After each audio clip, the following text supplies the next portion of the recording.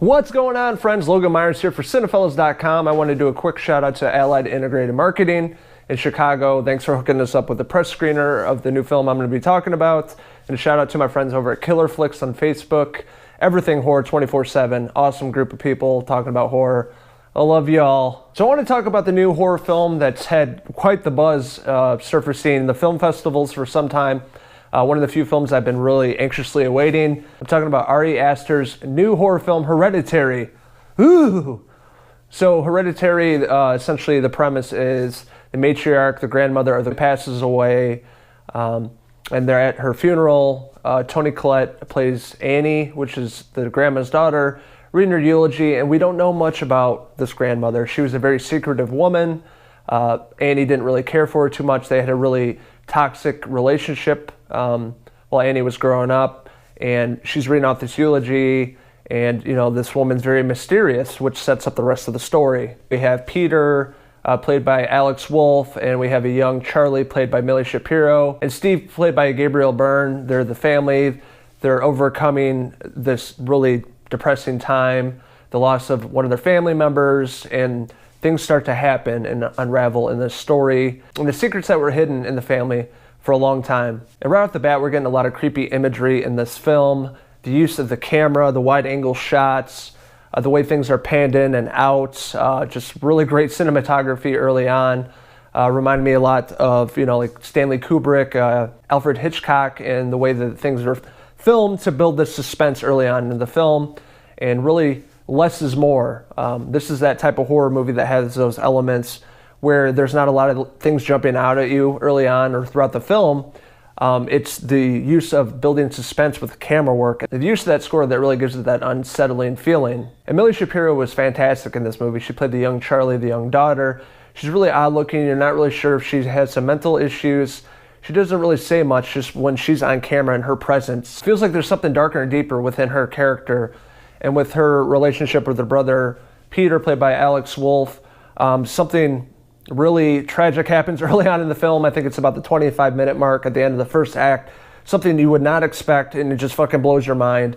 The entire audience at the movie screening, the entire audience at the movie theater was in shock and screaming, and was like, what the fuck just happened? It's a movie that you really don't know what's going to happen next. It keeps you guessing. You think it's going to go this way, it goes a completely different way. And all these tragic events that happen, it's really testing their cohesiveness as a family. With things like this, you want to come together as a family, but in this movie, it feels like it drives them apart, and for good reasons. And as the story unfolds into the second and third act, we find more of the history of the family. What has happened? What happened to the kids at a young age? What Annie went through with her family, and it drives her to a grieving group, trying to just talk about it. But in a sense in the movie, most people are going to a grieving group to overcome their feelings of losing someone. But for her, it felt like she was set free finally from everything that she's been through, as a kid, to being a mother and everything she's encountered with her mother that just passed away. And when she goes to this group, she meets up with a woman named Joan, played by Ann Dowd. Oh, I love Ann Dowd. She's in Handmaid's Tale. And Ann Dowd is always that really creepy, out there character. Pretty much the same performance. She's a very oddball. She's come across some tragic events where she meets up with Annie, and they're talking, they become friends. And, Joan shows her something that has to do with paranormal and things like that, which sets up a different element of the film. We have, some sort of like psychological thriller, horror, and now we have paranormal, just all these different elements thrown into one. Another big part of the film is Annie, her profession. She builds these dioramas of like realistic events that have happened to her and her family. From the opening shot, you see it going into the dollhouse, the camera going into the dollhouse that turns into the Graham house. And there's a lot of, imagery and symbolic meaning with her dioramas and the dollhouse and things like that have to do with the overall premise. And from the first to the third act, Toni Collette playing this Annie character is so fucking good. She's just on the brink of insanity. She's a basket case. She's losing her shit. And there is a lot of themes in this film. There's a lot of symbolic meanings. This is a film that you have to pay close attention to. Things in the background, little symbols they see, the way that the camera shoots certain angles. It all means something. There's not a lot of jump scares. This film doesn't thrive off jump scares like, slasher flicks, like a person running around with a mask and trying to kill you.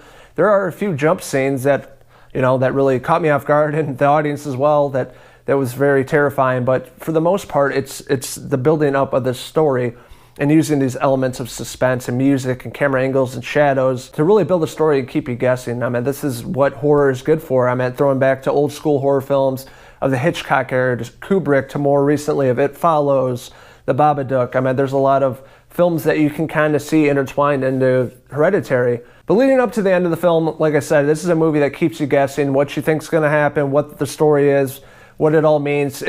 You won't figure it out. And everything that the grandma is part of leading up to the end and how it focuses on one character, you would not see this coming. And again, that's one of the reasons why this movie is so phenomenal. It's an ending that you would not expect. And the way I look at Hereditary in many ways, with so many different meanings that you can find throughout the film, is really, we can't control our destiny. What's embedded in our genes, our DNA, our family, it can be passed down from one generation to the next. And I think that's really what they were kind of going at here. You know, our fate, what happens to us as we grow older, we can't control that. What's going to happen is going to happen. And which, on top of throwing in horror elements to this, is really what I took out of this film. And this is a terrifying, twisted, horrifying, unnerving movie. When you leave the movie theater, you'll still think about this. You'll sleep with the lights on. You'll be thinking about the next morning. You know, a week later after I saw the film, I'm still thinking about it. I'm still trying to analyze everything that was thrown at me. It's one of those movies that you can't comprehend everything while watching the movie because there's so much thrown at you. And it's one of those original horror masterpieces that we haven't had in some time. And I really appreciate what Ari did with this film. I highly recommend this film. Definitely go see it. It comes out tonight nationwide. You will not be disappointed. So overall, I'm going to give Hereditary 5 out of 5 hair pieces. So what did you guys think of Hereditary? Did you guys see an early screening like myself? What were your thoughts about the film? What did you think of their overall message? What do you think of Toni Collette's character as Annie? The overall cast, the cinematography, the score? Let us know in the comments below, and don't forget to hit subscribe. This is Logan Myerz signing out from the diorama. It's pretty cool, huh? Damn, I'm a lot bigger than this, actually. Until next time, cheers!